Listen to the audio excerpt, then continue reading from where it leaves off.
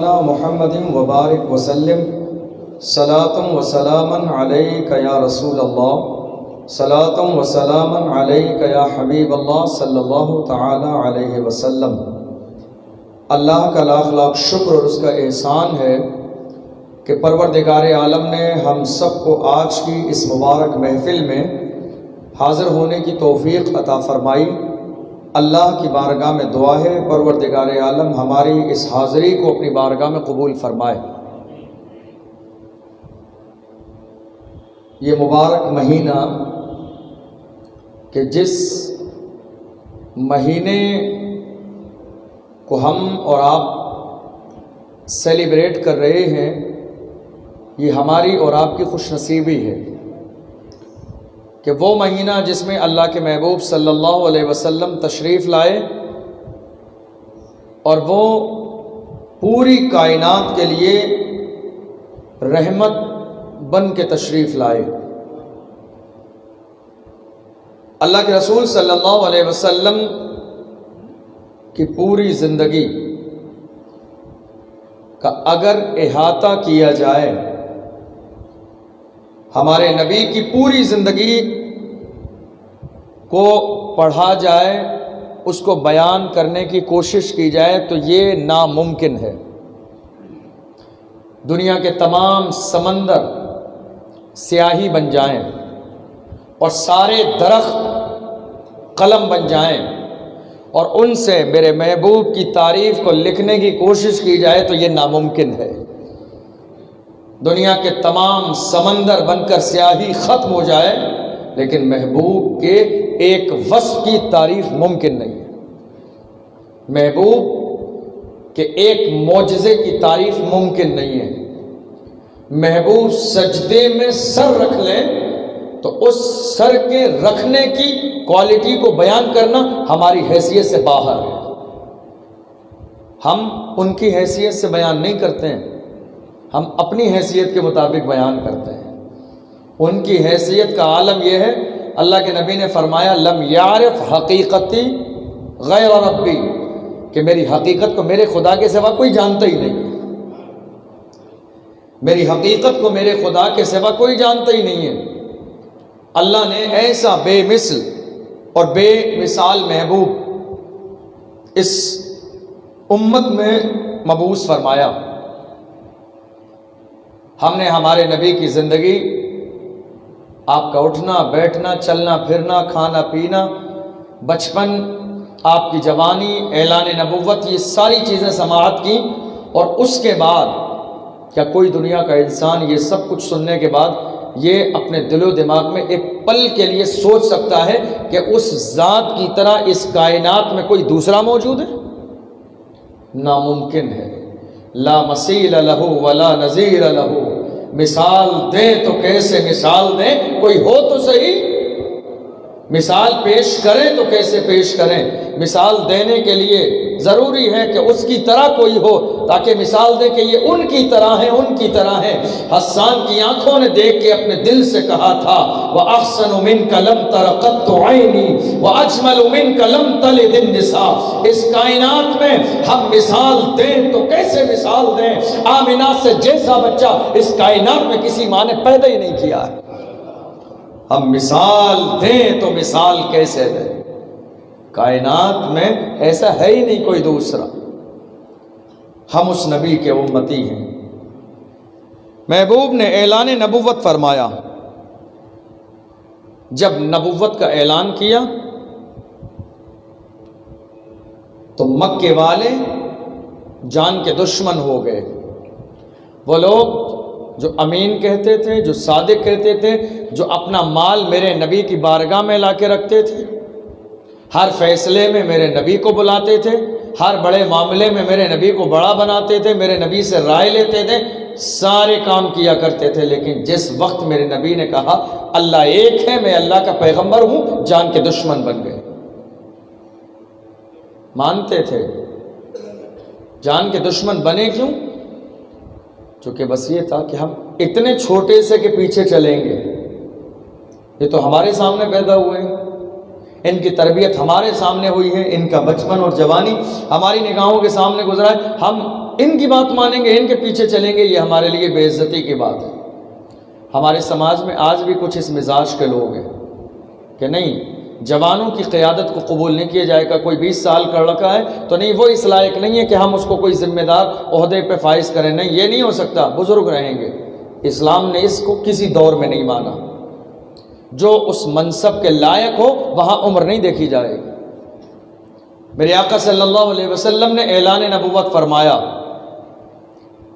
پھول بچھانے والے اب راستے میں کانٹے بچھانے لگے، دعائیں لینے اور دینے والے اب بد دعائیں دینے لگے، اپنے گھر میں بلانے والے اب نبی کے لیے دروازے بند کرنے لگے۔ اور انہوں نے مل کے یہ پلاننگ کی، یہ کوشش کی کہ ہم سب مل کر مشورہ کر کے محمد کے دین کو مٹا دیں تاکہ دنیا سے ان کا نام و نشان مٹ جائے۔ مگر یہ ناممکن ہے۔ کیوں؟ مٹ گئے، مٹتے ہیں، مٹ جائیں گے دشمن تیرے، نہ مٹا ہے نہ مٹے گا کبھی چرچا تیرا۔ مٹ گئے، مٹتے ہیں، مٹ جائیں گے دشمن تیرے، نہ مٹا ہے نہ مٹے گا کبھی چرچا تیرا۔ اور حشر تک ڈالیں گے ہم پیدائش مولا کی دھوم، مثل فارس نجد کے قلعے گراتے جائیں گے، خاک ہو جائیں عدو جل کر مگر ہم تو رضا، دم میں جب تک دم ہے ذکر ان کا سناتے جائیں گے۔ ذکر نہیں چھوٹے گا، ان کی تعریف ختم نہیں ہوگی، ان کی محفلیں بند نہیں ہوں گی، ان کا مشن نہ مٹے گا، ان کا نام نہ مٹے گا، ان کی ذات نہ مٹے گی، ان کی بات نہ مٹے گی۔ مٹانے والے مٹ گئے، ان کا نام آج بھی زندہ ہے، صبح قیامت تک زندہ رہنے والا۔ مٹانے والوں کا نام مٹ گیا، ان کا کام مٹ گیا، ان کی ذات مٹ گئی۔ ہے کوئی دنیا میں اپنے اولاد کا نام ابو جہل رکھنے والا؟ ہے کوئی ابو لہب رکھنے والا؟ ہے کوئی عتبہ کے نام کا جلسہ کرنے والا؟ ہے کوئی شیبہ کے نام کی کانفرنس کرنے والا؟ ابو جہل کا کوئی جلسہ نہیں مناتا، یزید کا کوئی جلسہ نہیں مناتا ہے، ابو لہب کی کوئی محفل نہیں ہوتی ہے۔ جس طریقے سے ہم اپنے بزرگوں کی محفل سجا کے ان کو دعائیں دیتے ہیں، ان کے لیے ایصال ثواب کرتے ہیں، بالکل اسی انداز میں ابو جہل پر لعنت بھیجی جاتی پوری دنیا سے۔ لیکن افسوس یہ ہے ہماری قوم پر کہ کچھ لوگوں کا مزاج یہ ہے کہ ایسی بات یا ایسی تقریر ہو کہ کسی کو برا نہ لگے،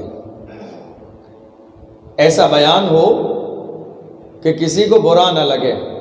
یہ ناممکن ہے، یہ ناممکن ہے۔ پیغمبر کی تعریف کرو گے ابو جہل کو برا لگے گا، لگے گا یا نہیں لگے گا؟ حسین کی تعریف کرو گے یزید کو برا لگے گا۔ امام احمد رضا کی تعریف کرو گے تو ڈبل 12 کو برا لگے گا۔ نمازی کی تعریف کرو گے تو بے نمازی کو برا لگے گا۔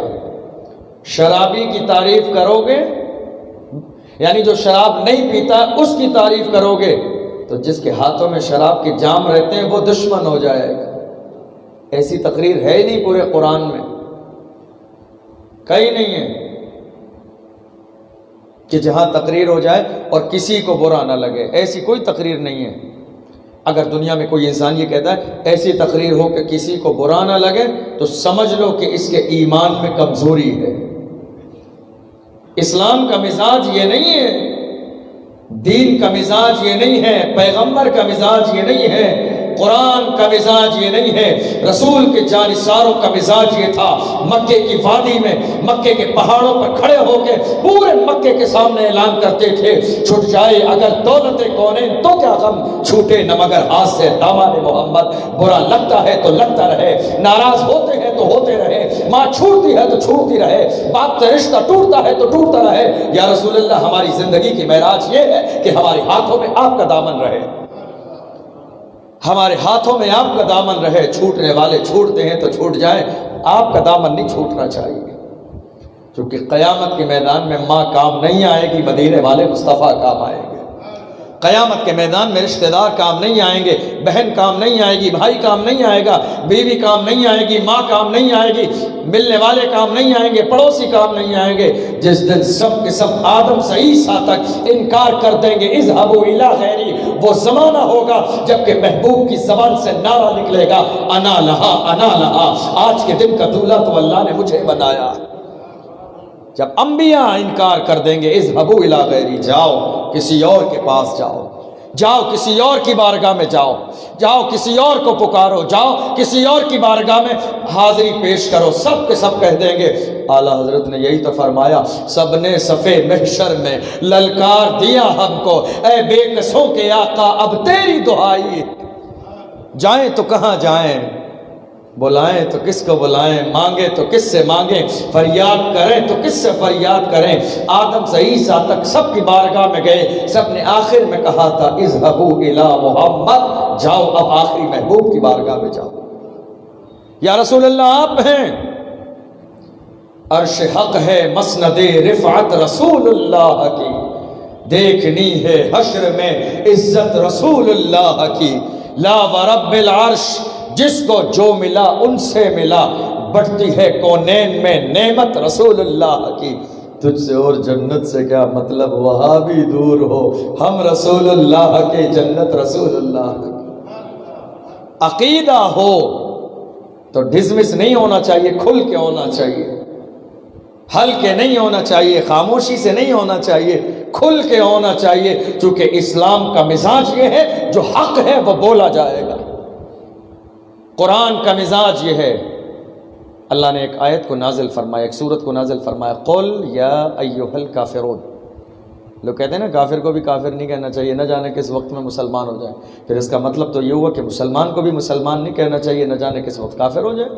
نہیں، یہ مزاج نہیں، جو ہے وہ وہی کہا جائے گا۔ قرآن نے کہا قل یا ایھا الکافرون، میرے محبوب اعلان فرما دو اے کافروں۔ اللہ کہہ رہا ہے محبوب تم جو ہیں وہی کہو۔ محبوب کی نظر سے زیادہ اس کائنات میں کسی کے پاس دیکھنے والی نظر نہیں ہے۔ نبی جانتے تھے ایک مہینے کے بعد، 2 مہینے کے بعد، 4 سال کے بعد، 6 سال کے بعد یہ مسلمان ہوگا، لیکن آج میرے نبی اسے کافر کہہ رہے ہیں، چونکہ آج جو ہے وہ کہا جائے گا۔ نہ جانے یہ ہمارے سماج میں، ہمارے مزاج میں، ہمارے معاشرے میں کون سے لوگ کہاں سے سوچ لے کے آئے کہ غلط کو بھی غلط نہیں کہنا چاہیے، کیا پتہ کب صحیح ہو جائے، تو صحیح کو بھی صحیح مت کہو، نہ جانے کس وقت غلط ہو جائے۔ نہیں، اسلام کا مزاج یہ نہیں ہے۔ میرے نبی کے مشن کو مٹانے کی کوشش کی، قرآن نے اعلان کہا هو الذی ارسل رسولہ بالہدی ودین الحق لیظہرہ علی الدین کلہ ولو کرہ المشرکون۔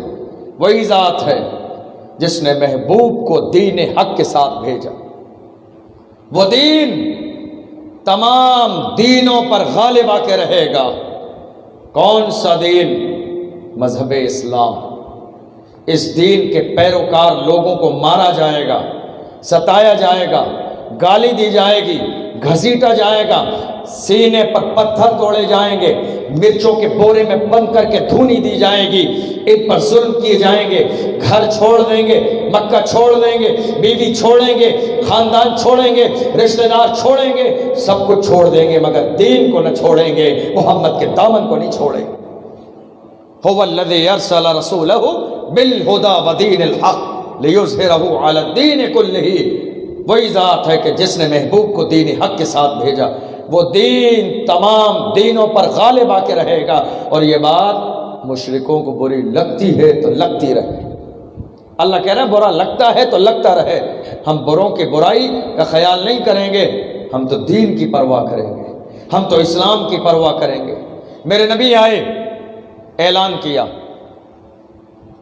جب اعلان کیا تو پوری زندگی سے وہ جس مذہب کو ماننے والے تھے، وہ جس مشن کو آگے بڑھانے والے تھے، ان کے باپ اور دادا آج اچانک سے ان کے مزاج کے خلاف بات سنی، ظاہر ہے غصہ آنا تو ان کی فطرت میں تھا، چونکہ ایسا دین ان کے سامنے تھا جو دین ان کے باپ داداؤں کے دین کے خلاف تھا۔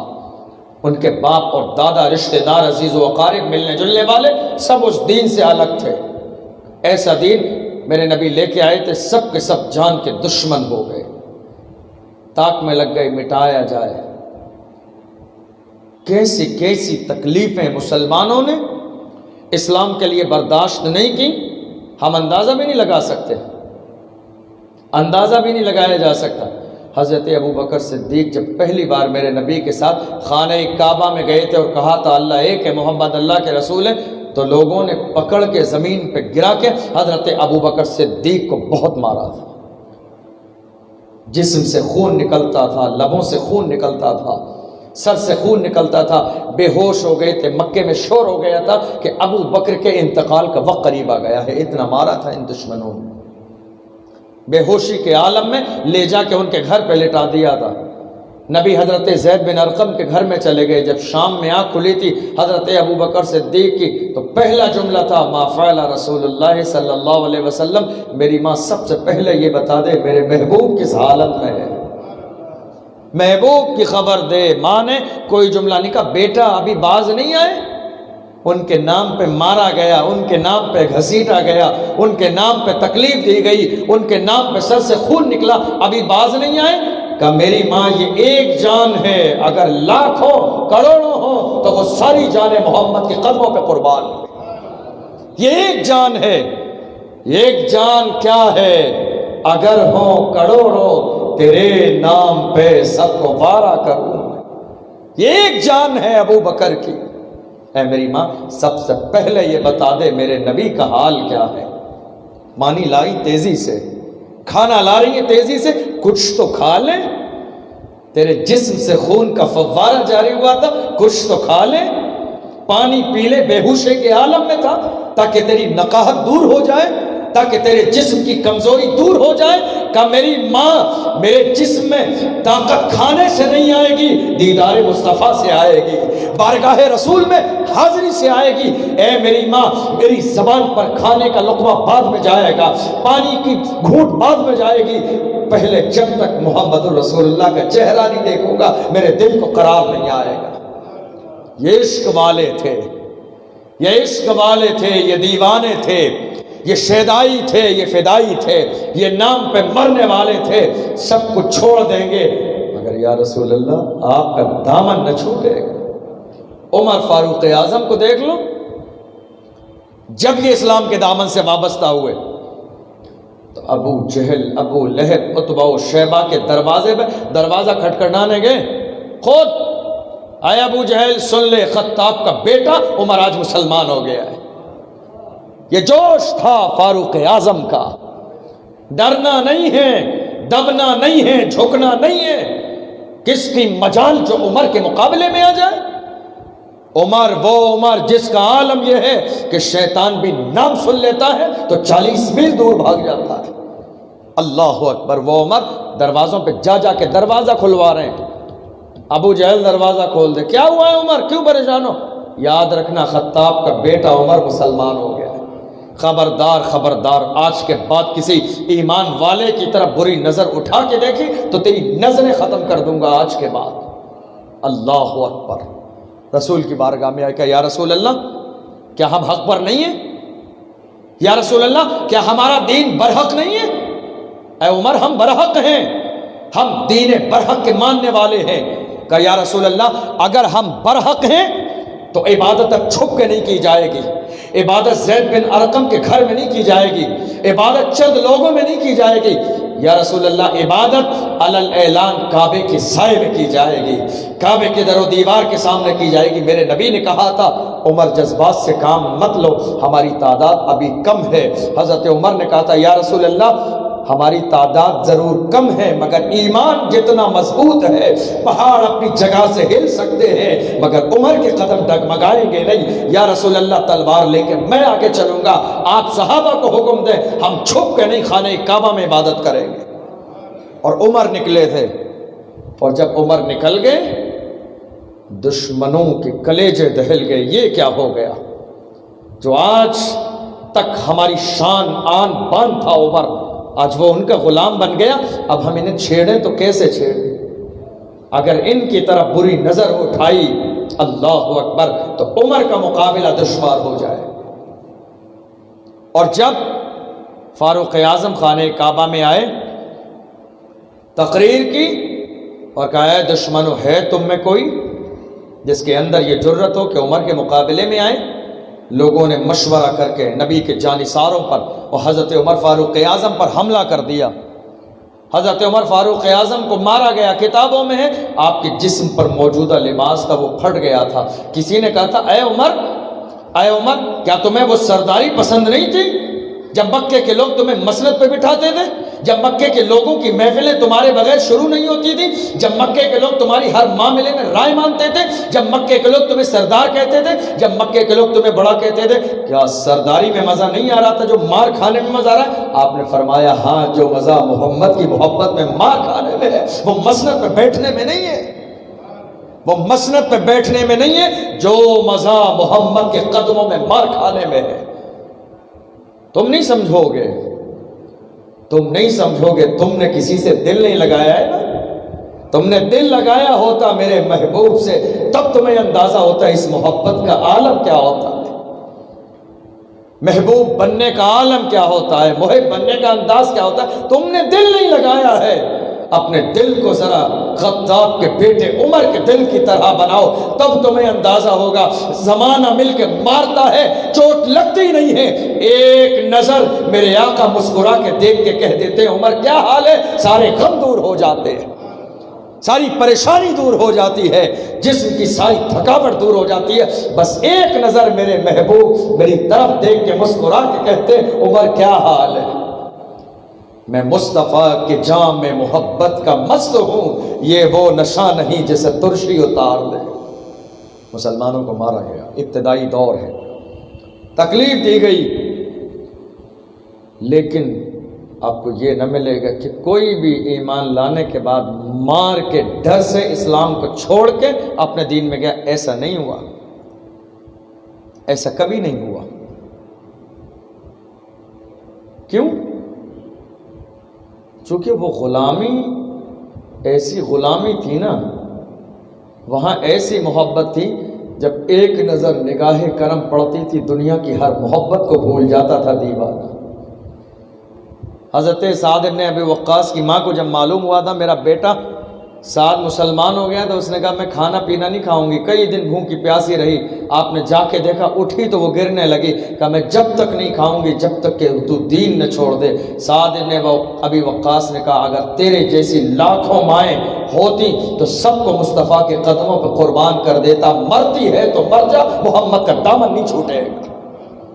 یہ اسلام ہے، یہ اسلام کا مزاج ہے، یہ دین کا مزاج ہے، مدینے والے مصطفیٰ کے غلاموں کا مزاج ہے۔ مارا گیا، ستایا گیا۔ جب ظلم حد سے زیادہ بڑھ گیا تو کچھ صحابہ اکرام نے حبشہ کی طرف ہجرت کی، ظلم سے بچنے کے لیے حبشہ کی طرف ہجرت کی، اور عالم یہ تھا کہ جب وہ گئے تھے تو سب کچھ چھوڑ کے گئے تھے، گھر بھی چھوڑ گئے، مارکیٹ بھی چھوڑ گئے، زمینیں بھی چھوڑ گئے، کھجور کے باغات بھی چھوڑ گئے، سب چھوڑ گئے تھے، صرف اللہ کے لیے گئے تھے، بس اللہ کے لیے، رسول کی رضا کے لیے، اللہ کی رضا کے لیے، گھر زمین جائیداد سب کچھ چھوڑ کے چلے گئے حبشہ کی طرف۔ جب حبشہ پہنچے تو حبشہ کا بادشاہ نجاشی کے پاس پہنچے، ان مکے والوں کو پتہ چلا تو وہاں بھی ایک عمرو بن عاص نام کا شخص پہنچ گیا اور اس سے کہا وہاں کے بادشاہ سے بادشاہ تمہیں معلوم ہے یہ ہمارے قیدی ہیں، بھاگ کے آئے ہیں، انہیں چھوڑ دیجیے آپ، اگر آپ انہیں چھوڑیں گے نہیں تو ہمارے آپ کے درمیان پنگے بازی ہو جائے گی۔ انہوں نے کہا نہ ایسے نہیں، جو ہونا ہے وہ ہو جائے، جب تک میں ان مسلمانوں سے بات کر کے دل کو مطمئن نہ کر لوں تیرے حوالے نہیں کروں گا۔ بلایا حضرت جعفر رضی اللہ عنہ سے کہا تم میں سب سے زیادہ ان کا قریبی رشتہ دار کون ہے؟ کہا میں ہوں۔ کہا کھڑے ہو کے ان کے بارے میں بتاؤ، ان کا عالم کیا ہے؟ انہوں نے کہا وہ مکے میں سب سے عظیم الشان خاندان کے فرد ہیں، ان کے اخلاق کی مثال نہیں، کردار کی مثال نہیں، حسن کی مثال نہیں، جمال کی مثال نہیں، کمال کی مثال نہیں، اخلاق کی مثال نہیں، چلنے کی مثال نہیں، سونے کی مثال نہیں، جاگنے کی مثال نہیں، ان کے وجود کی مثال ہی نہیں ہے۔ ان کے ساتھ کون سے لوگ ہیں؟ غریب ہیں یا مالدار ہیں؟ فرمایا ان کے ساتھ مالدار نہیں ہیں، سارے ان کے دین میں آنے والے غریب ہیں۔ کیا ان کے دین میں آنے کے بعد کیا ان کے دین سے بیزار ہو کر کوئی دین سے مرتد ہوتا ہے، چھوڑتا ہے؟ کہ نہیں، دین کی تعداد کا معاملہ یہ ہے کہ ہر دن لوگ بڑھتے جا رہے ہیں، تعداد میں اضافہ ہوتا جا رہا ہے۔ تو حبشہ کے بادشاہ نجاشی نے کہا تھا بھرے دربار میں کہ جس کے بارے میں، جس محمد کے بارے میں تم بتا رہے ہو، یہ ساری نشانیاں آخری نبی کی ہیں، یہ جادوگر کی نہیں ہے، یہ کاہن کی نہیں ہے، یہ ساحر کی نہیں ہے، یہ معاذ اللہ مجنون اور پاگل کی نہیں ہے، یہ آخری نبی کی نشانیاں جو میں نے توریت اور انجیل میں پڑھی تھی۔ یہ ساری نشانیاں جو تم نے بتائی ہیں محمد میں موجود ہیں، تو میں گواہی دیتا ہوں کہ وہ اللہ کے آخری پیغمبر ہیں۔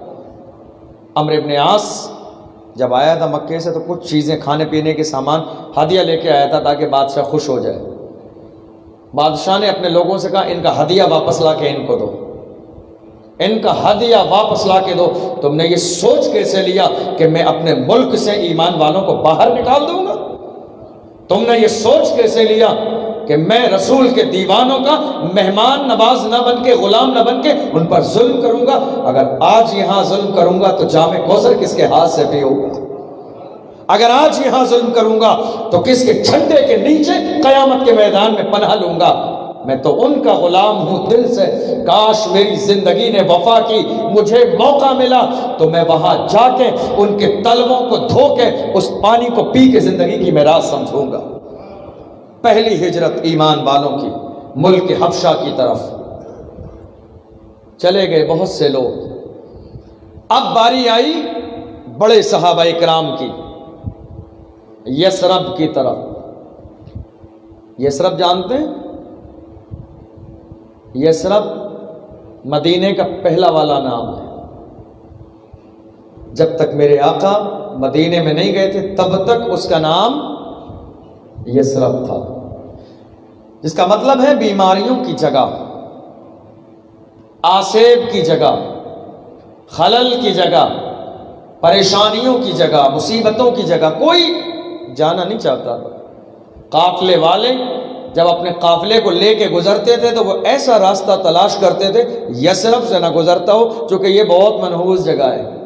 لیکن انہیں کیا پتا تھا کچھ مبارک قدم ایسے پڑنے والے ہیں اس زمین پر کہ دنیا کا ہر مسلمان ہمیشہ 5 وقت کی نماز میں دعا کرے گا، دکھا دے یا الہی وہ مدینہ کیسی بستی ہے جہاں پر رات دن مولا تیری رحمت برستی ہے۔ انہیں معلوم نہ تھا آنے والا زمانہ اس زمین کی قسمت کو عرش اعظم سے بلند کر دے گا۔ یہ زمین کا وہ حصہ جس پر میرے نبی کا مزار مقدس ہے وہ عرش اعظم سے افضل ہے۔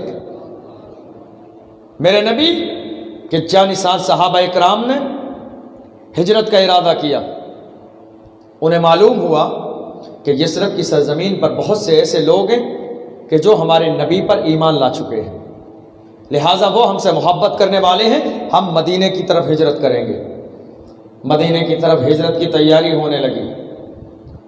حضرت عمر فاروق اعظم نے ارادہ کیا، جتنے لوگوں نے مکے سے مدینے کی طرف ہجرت کی سب نے چھپ کے، سوائے حضرت عمر فاروق اعظم کے۔ فاروق اعظم کیسے چھپ کے کر سکتے ہیں؟ چھپنے کا کام نہیں ہے۔ آپ نے اپنے 2 دوستوں کو بلایا اور ان سے کہا کہ کل ہمارا قافلہ اس جگہ سے روانہ ہوگا، صبح اس کی ٹائمنگ وقت یہ ہے، تم آ جانا، جو آئے گا وہ ساتھ جائے گا، جو نہیں آئے گا اس کا انتظار نہیں کیا جائے گا۔ 2 ساتھی اور بھی تھے، آپ تھے۔ صبح ہوا، ایک ساتھی آ گیا، دوسرا آیا ہی نہیں۔ آپ نے سمجھ لیا کہ شاید مکے والوں نے اسے آنے نہیں دیا۔ جو آئے تھے ان کا نام تھا عیاش بن ربیع، عین سے۔ وہ آگے حضرت عمر فاروق اعظم کے ساتھ سفر کر کے وہ پہنچ گئے۔ جب مکے والوں کو پتہ چلا کہ وہ چلے گئے تو یہ مکے والے کچھ لوگ پہنچے مدینے میں اور ان سے کہا تمہیں معلوم ہے تمہاری ماں نے منت مانی ہے کہ جب تک میرا بیٹا واپس نہ آئے گا نہ کھاؤں گی نہ پیوں گی اور میں دھوپ میں بیٹھی رہوں گی یہاں تک کہ مجھے موت آ جائے۔ لہٰذا ایک کام کرو، تم واپس آ جانا، چل کے ایک بار ماں سے ملاقات کر لو۔ ماں کا نام آیا، دل پگھل گیا۔ حضرت عمر فاروق اعظم نے فرمایا مت جاؤ، تم جانتے نہیں ہو یہ تمہیں دھوکہ دے رہے ہیں، تمہیں دولت چاہیے۔ حضرت عمر فاروق اعظم نے اعلان کیا تھا میری آدھی پوری دولت برابر حصہ لگا کے تم لے لو، مگر ان کے ساتھ تم مکے واپس مت جاؤ، تم نہیں جانتے ہو یہ دھوکے باز قوم ہے۔ لیکن ماں کا نام آ گیا، بات سمجھ میں نہیں آئی، کہ نہیں ماں کا مسئلہ میں ایک بار جا کے دیکھوں گا ضرور۔ حضرت عمر فاروق اعظم نے اپنا اونٹ دیا ان کو، کہا اچھا جب تم نہیں مانتے ہو تو میرا اونٹ لے کے جاؤ۔ یہ اونٹ اتنا سمجھدار ہے کہ جب یہ دشمن تمہارے اوپر حملہ کریں گے نا تو یہ خود بخود تمہیں وہاں سے نکال کے اکیلا لے کے آ جائے گا، میرا اونٹ لے کے چلے جاؤ۔ اونٹ تو لے لیا، لیکن ان دشمنوں نے کیا کیا، تھوڑی دور راستہ چلے تھے کہ کہا ہمارا اونٹ تھک چکا ہے، ہمیں اپنے اونٹ پہ بٹھاؤ گے؟ کوئی بات نہیں، بیٹھ جائیے۔ جب اونٹ پہ بٹھایا تو پیچھے سے ان کے ہاتھ اور پیروں کو باندھ دیا اور لے جا کے مکے میں ڈال دیا، زمین پر، روڈ پر، اور مکے والوں کو اکٹھا کر کے کہا تھا خبردار خبردار کسی نے اس کی پشت پناہی کی، یہ وہ دشمن ہے جو مکے کو چھوڑ کے چلا گیا تھا، پشت پناہی نہیں کی جائے گی، کوئی جگہ نہیں دے گا، کوئی کھانا پینا نہیں دے گا، جس کو مارنا ہے وہ مار لے، جس کو پتھر مارنا ہے پتھر مارے، جس کو کوڑے لگانا ہے کوڑے لگائے، کوئی منع کرنے والا نہیں ہے، کوئی ان کا یار و مددگار نہیں ہے۔ خود ماں نے کہا جب تک یہ میرا بیٹا محمد کا دامن نہیں چھوڑے گا تب تک اس کے اوپر کوئی رعایت نہیں کی جائے گی۔ مگر اللہ اکبر، دامن کیسے چھوڑ سکتے ہیں؟ مصطفیٰ کی نگاہ کرم پڑ گئی، دامن کیسے چھوڑ سکتے ہیں؟ کہا نہیں، جان جاتی ہے تو جاتی رہے، میرے ہاتھوں سے مصطفیٰ کا دامن نہیں جائے گا۔ اس کے بعد بہت سے لوگوں نے، حضرت عثمان غنی نے ہجرت کی، رسول اعظم صلی اللہ علیہ وسلم کے جانثاروں نے جب ہجرت کا سلسلہ شروع کیا تو ان مکے والوں کو یہ بات کھٹکنے لگی کہ اب تو یہ سارے مسلمان یہاں سے ہجرت کرنے لگے، کہیں ایسا نہ ہو کہ یہ جا کے ایک بہت بڑا لشکر تیار کر لیں اور دوبارہ آ کر مکے پہ حملہ کر دیں۔ میٹنگ رکھی جائے، کچھ کرنا چاہیے ان کا، ہم انہیں آسانی سے جانے دے رہے ہیں، وہاں جا کے یہ سب کے سب ایک بڑا لشکر تیار کر لیں گے، پھر آ کے مکے پہ حملہ کریں گے، ان کا مقابلہ کرنا مشکل ہو جائے گا۔ میٹنگ کی گئی، میٹنگ میں 40 سال سے نیچے کے لوگ آئیں گے، اس سے زیادہ کوئی نہیں آئے گا، اور وہی رائے دیں گے۔ میٹنگ رکھی گئی، اتفاق سے ایک بوڑھا آدمی آ گیا اس میٹنگ میں جس کو کوئی نہیں جانتا تھا۔ پوچھا گیا میں نے شیخ صاحب کون ہے، کہاں سے تشریف لائیں؟ کہ میں نے تمہاری میٹنگ کے بارے میں سنا تھا تو مجھے لگا مجھے بھی رائے دینی چاہیے۔ میٹنگ کہاں ہوئی؟ دار الندوہ میں۔ یہ جو ندوہ ہے نا، یہ وہ زمانے سے میرے نبی کے دشمنی کی جگہ ہے۔ یہ ندوہ ہے نا، ندوہ، یہ دار الندوہ اس زمانے سے لے کے آج تک نبی کا دشمن ہے، چاہے وہ مکے کا ندوہ ہو چاہے ہمارے لکھنؤ کا ندوہ ہو۔ یہ دونوں ندوہ ہر زمانے میں میرے نبی کی اور اسلام کی مخالفت کرتے ہوئے نظر آتے۔ اس نے کہا میں شریک ہونے آیا ہوں۔ لوگوں نے بوڑھا سمجھ کے بٹھا لیا، سب بیٹھ جاؤ۔ کس بات پر میٹنگ ہوئی ان کی؟ کہ میٹنگ یہ ہے کہ محمد نے ہلکے اپنے ماننے والوں کو مکے میں ٹرانسفر کر دیا، سب نے جگہیں بنا لی، گھر بنانے کی تیاری چل رہی ہے۔ ایک دن اچانک ایسا ہوگا کہ راتوں رات یہ محمد بھی چلے جائیں گے۔ جب چلے جائیں گے تو یہ جانے کے بعد میں وہاں بھی سردار رہیں گے، اور ان کے ماننے جاننے والے اتنے مضبوط ہیں ان کے نام پہ جان دینے کے لیے، جب یہاں تیار ہیں، جب ان کی حکومت قائم ہوگی تب عالم کیا ہوگا۔ لہٰذا کوئی ایسا لائے حمل تیار کرو کہ ان کو مکے سے نکلنے نہ دو۔ اگر یہ چلے گئے تو لشکر تیار کر کے لائیں گے، مکے کی اینٹ سے اینٹ بجا دیں گے۔ ایک شخص کھڑا ہوا، اس نے رائے دی، ایک کام کرتے ہیں، ان کے ہاتھ اور پیر باندھو اور ان کو ایک کالی کوٹھری میں ڈال دو، دروازہ مت کھولو حتیٰ کہ یہ مر جائیں اسی میں۔ رائے تھی میرے نبی کے بارے میں، ہاتھ باندھو، پیر باندھو، کالی کوٹھری میں ڈال دو، چھوڑ دو، بھوکے رہیں، پیاسے رہیں، مطلب ہی مت رکھو، کچھ زمانہ گزرے گا اسی میں دم گھٹ کے ان کا انتقال ہو جائے گا۔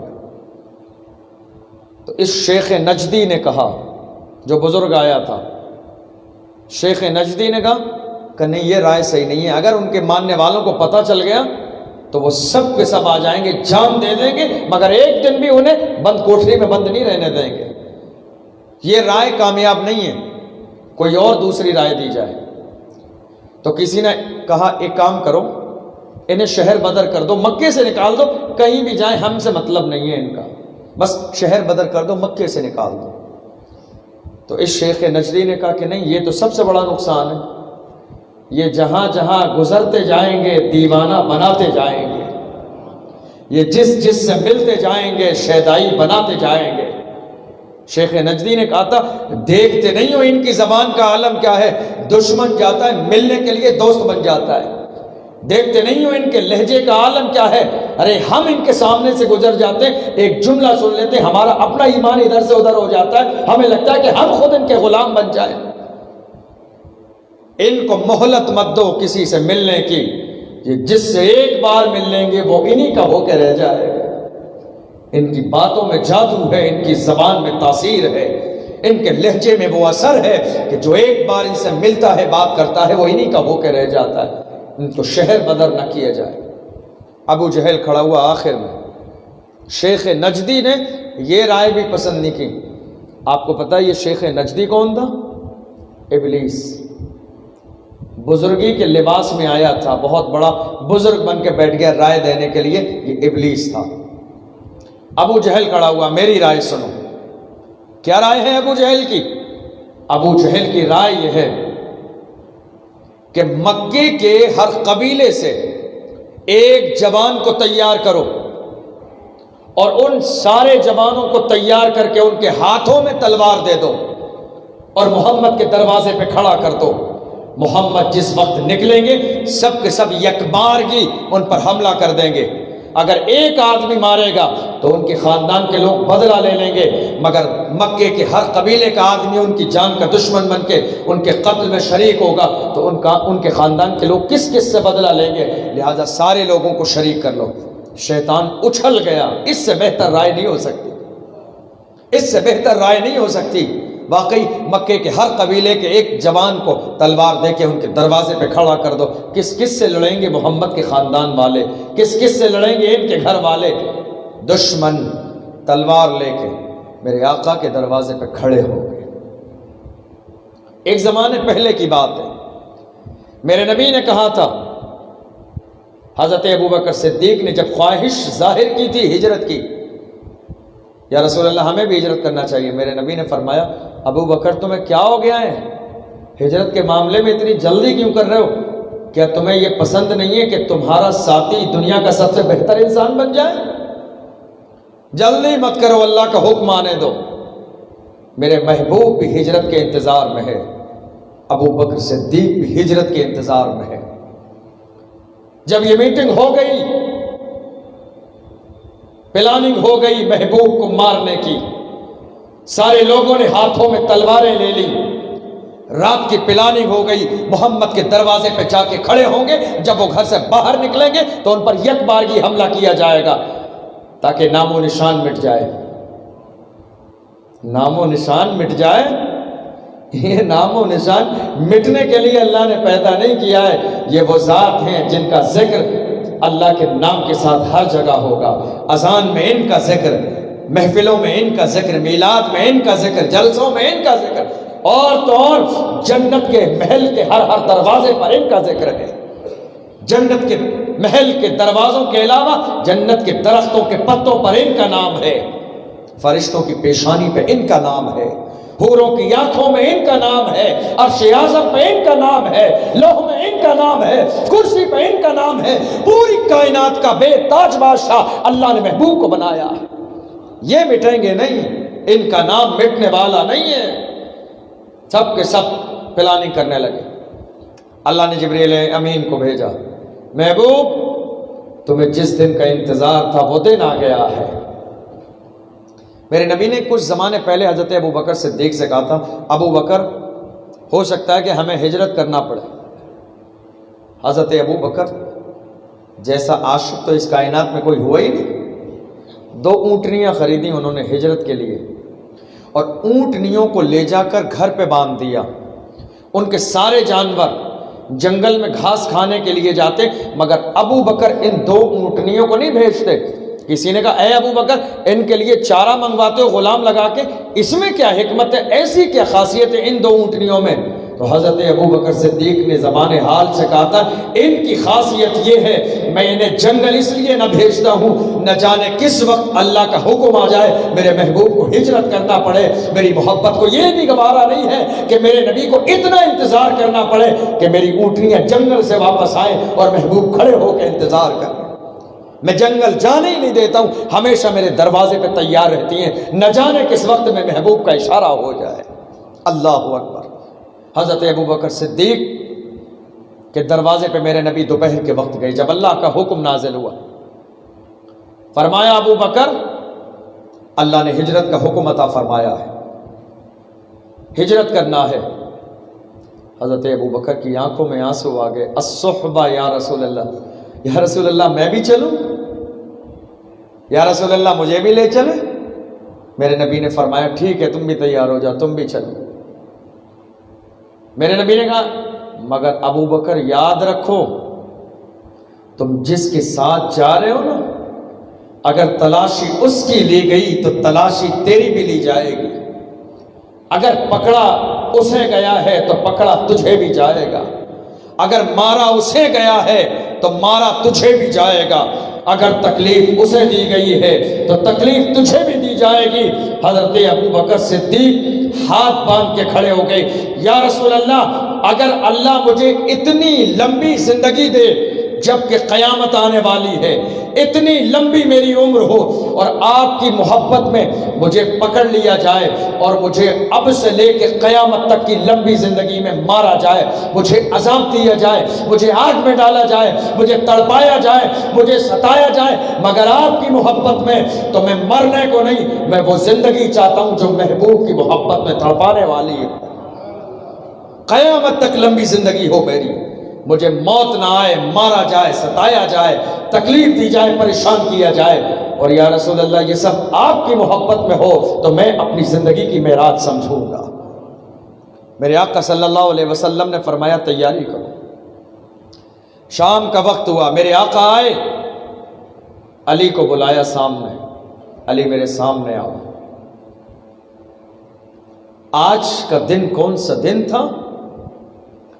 اللہ کے محبوب نے جب ہجرت فرمائی تو وہ 12 ربیع الاول شریف سوموار کا دن تھا، اور مدینے والوں نے جلوس نکالا تھا۔ میرے آقا صلی اللہ علیہ وسلم نے علی کو بلایا، لیکن دقت یہ تھی کہ سارے مکے والوں کی امانتیں میرے نبی کے پاس تھیں، جان کے دشمن بھی تھے، مارنا بھی چاہتے تھے، مٹانا بھی چاہتے تھے، مگر اتنا صادق و امین جانتے تھے جب مال رکھنے کی باری آتی تو میرے محبوب کی بارگاہ میں آتے۔ آپ سے زیادہ کوئی سچا نہیں ہے، آپ سے زیادہ کوئی ایماندار نہیں ہے، آپ سے زیادہ کوئی عدل و انصاف والا نہیں ہے، ہمارا مال رکھ لیں۔ اللہ کے محبوب سوچ رہے ہیں اب اس مال کو واپس کیسے کیا جائے۔ علی کو بلایا، علی آج میرے نبی نے پہلے بات کی علی سے، اے علی یہ بتاؤ اگر میرے نام پہ جان دینے کی باری آ جائے تو جان دے سکتے ہو؟ میرے نبی جانتے ہیں جان دینا نہیں ہے، جانتے ہیں میرے محبوب جان دینا نہیں ہے، لیکن پھر بھی دنیا والوں کے لیے یہ میسج ضرور دے کے جا رہے ہیں کہ دیکھو علی سے دشمنی نہیں رکھنا، جو علی کا ہے، جو علی کا ہے وہ میرا ہے، جو علی کا نہیں وہ میرا نہیں۔ جو محبت علی کو ہے قربانی کوئی نہیں پیش کر سکتا۔ میرے نبی نے کہا علی کیا میری جان کے بدلے میں اپنی جان دو گے؟ کہا حضور یہ ایک جان کیا ہے، اگر ہو کروڑ تیرے نام پہ سب کو وارا کروں گا۔ یا رسول اللہ اگر کروڑوں جانے ہو تو آپ کے نام پہ دے دوں گا، آپ حکم فرمائیے۔ فرمایا علی تمہیں معلوم ہے اللہ نے آج ہجرت کا حکم دے دیا ہے، مجھے رات کو ہجرت کرنا ہے، دشمن میرے دروازے پہ تلوار لیے کھڑے ہیں، عالم یہ ہے کہ وہ کسی بھی وقت گھر کے اندر آ سکتے ہیں۔ اور علی سنو آج کی رات میرے بستر پہ تمہیں سونا ہے۔ حجرے میں ایک ہی بستر ہے، دشمن جانتے ہیں یہ بستر رسول اللہ کا ہے، یہ چادر رسول اللہ کی ہے۔ اگر وہ حجرے میں آئیں گے کسی کو سوتا ہوا دیکھیں گے تو چادر ہٹانا بھی گوارا نہیں کریں گے، اوپر سے وار کر دیں گے۔ یہ مصطفیٰ بھی جانتے ہیں، علی بھی جانتے ہیں۔ میرے نبی کہتے ہیں یہ بستر میرا ہے، آج کی رات علی میرے بستر پہ سو پاؤ گے؟ یا رسول اللہ سو جاؤں گا۔ علی سوچ رہے ہیں کہ آج لگتا ہے محبوب کی محبت میں جان دینے کا وقت آ گیا ہے۔ کیسا بستر ہے علی کا جہاں دشمن ننگی تلواریں لیے کھڑے ہیں مٹانے کے لیے۔ علی بستر پہ سو جاؤ گے؟ ہاں یا رسول اللہ بستر پہ سو جاؤں گا۔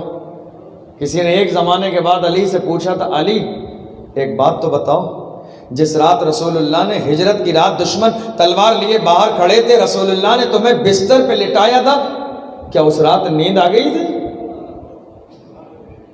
اس رات نیند آئی تھی؟ اس رات تمہارے دل کو چین ملا تھا؟ اس رات تمہارے دل کو قرار آیا تھا؟ اس رات تمہارے دل کو سکون ملا تھا؟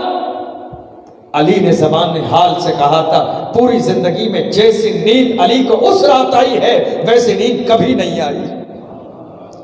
جیسی نیند علی کو اس رات آئی ہے ویسی نیند علی کو زندگی میں کبھی نہیں آئی۔ اے علی اس رات میں ایسا کیا خاص تھا؟ اے علی اس رات میں ایسا کیا خاص تھا؟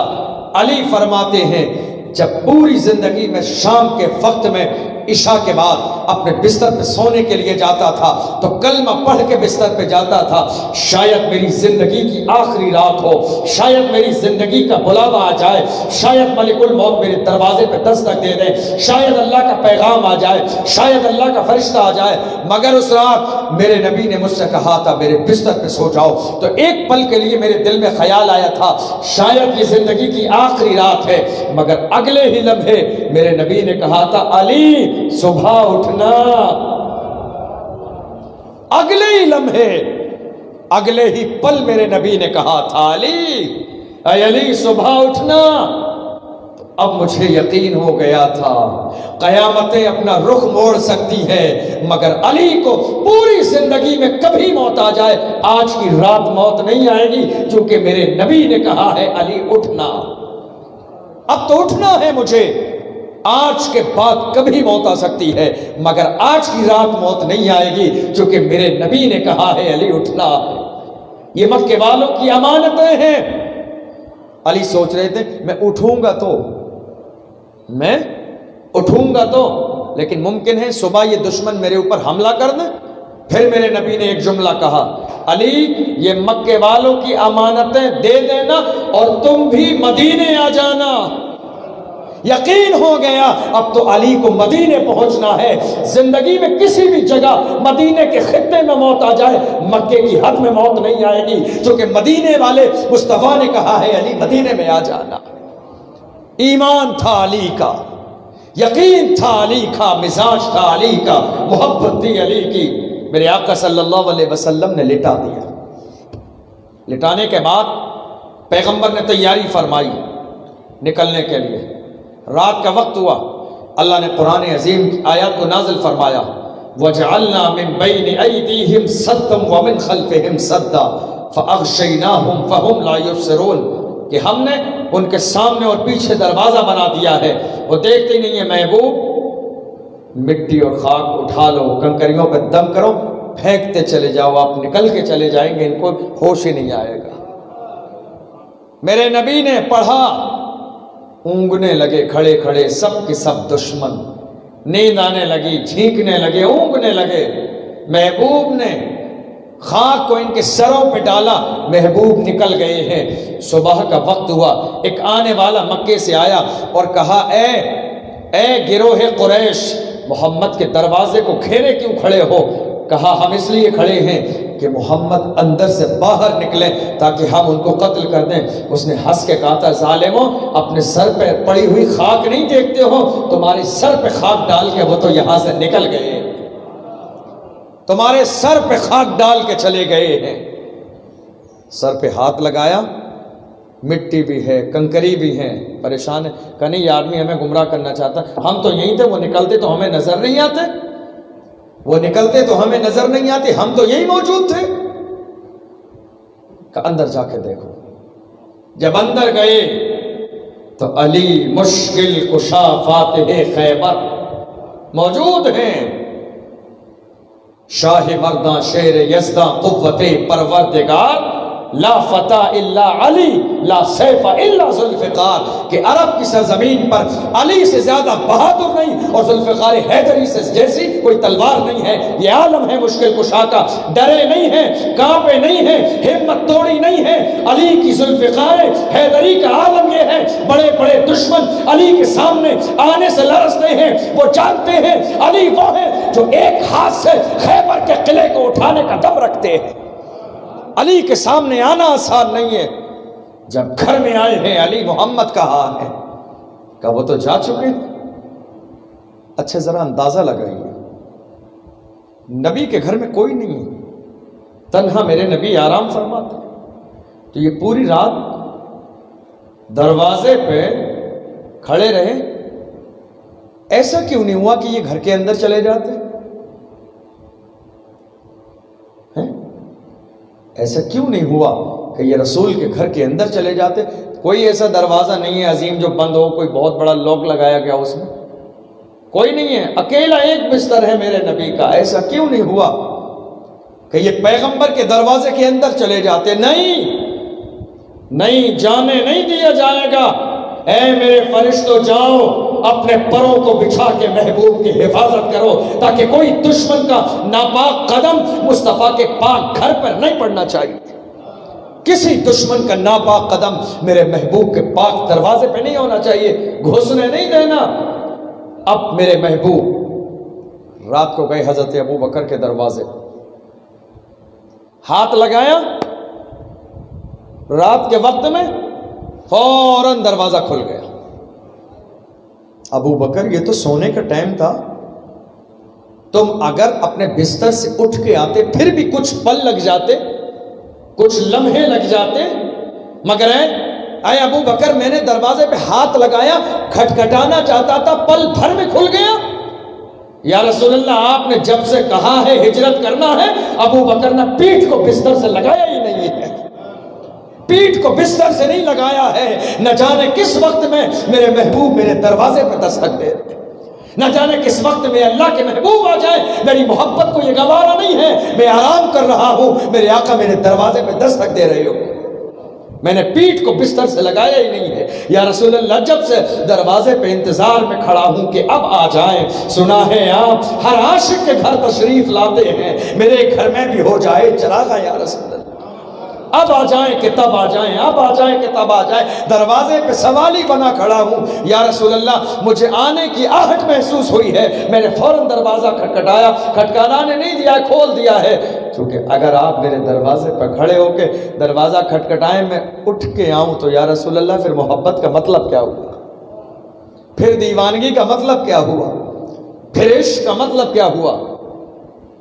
دیوان گانے عشق محمد کو دیکھ کر گھبرا گئی ہے گردش دورہ کبھی کبھی، یہ عالم ہے میرے محبوب کی محبت کا۔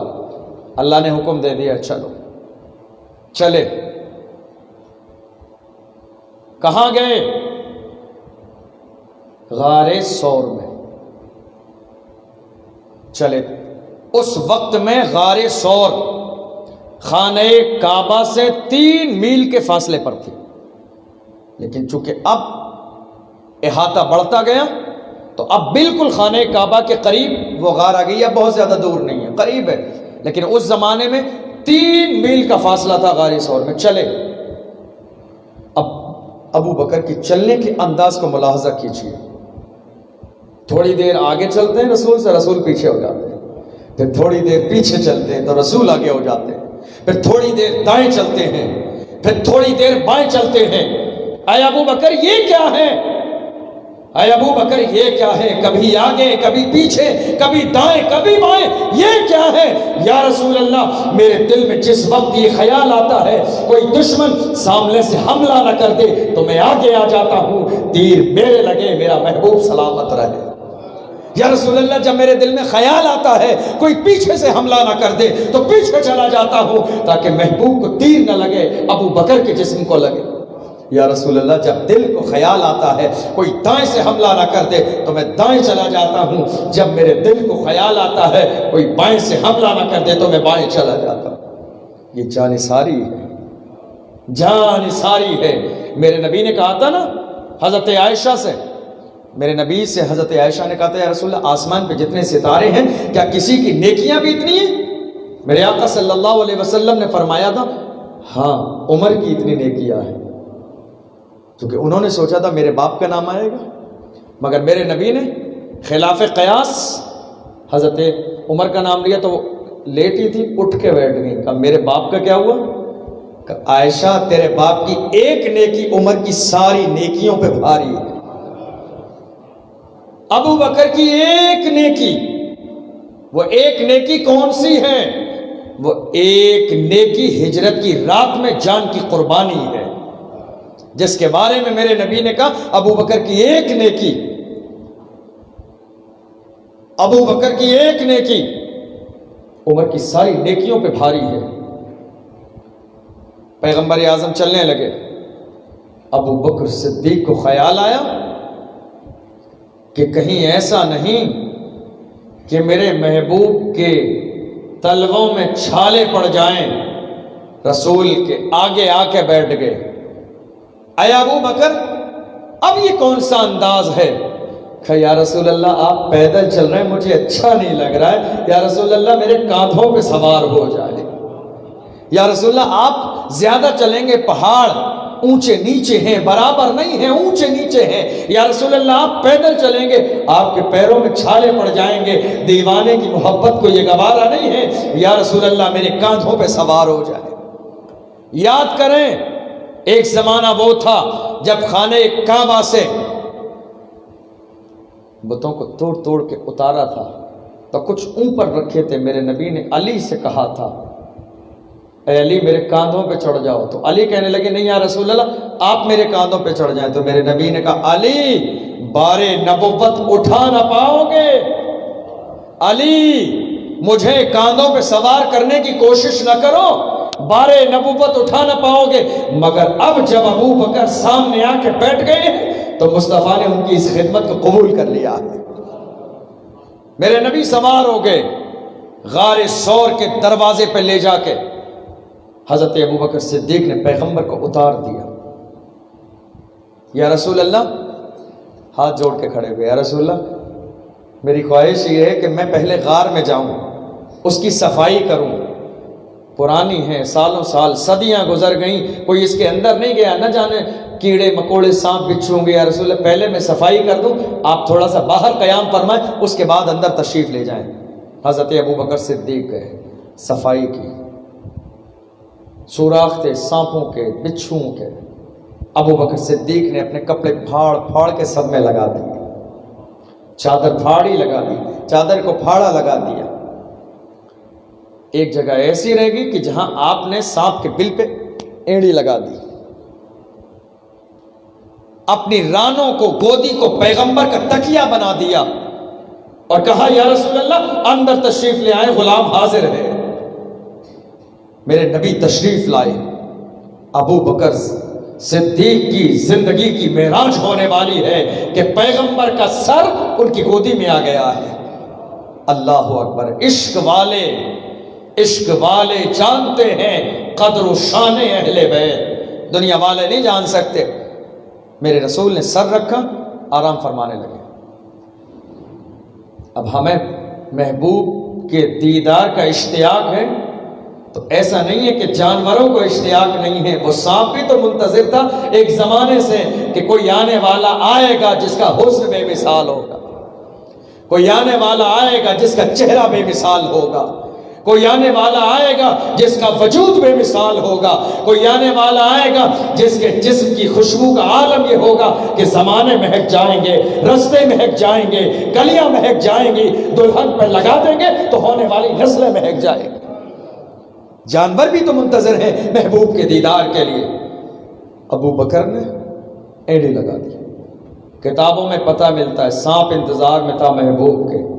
اپنے بل کے دروازے پہ آیا، بند دیکھا، زبان حال سے کہہ رہا ابو بکر ہٹا لو مجھے بھی دیدار کرنا ہے. ہٹائے ہی نہیں، کیونکہ وہ یہ سوچ رہے کہیں ایسا نہ ہو سانپ آ کے میرے آقا کو تکلیف پہنچا دے. کافی دیر کے بعد اس سانپ نے معذرت کرتے ہوئے کہا تھا اے ابو بکر معذرت کے ساتھ میں آپ کو ڈس رہا ہوں، چونکہ مجھے یہ خوف ہے کہ کہیں ایسا نہ ہو میرے نبی آرام فرمانے کے بعد تشریف لے جائیں، میں ان کے دیدار سے محروم ہو جاؤں. ڈس لیا. جب ڈسا ہے پرانا سانپ پورے جسم میں تیزی کے ساتھ زہر پھیل گیا. سانپ ڈس لیا ہے مگر ابو بکر صدیق اس انداز میں بیٹھے ہیں جیسے کہ کوئی مورتی وہاں موجود ہو.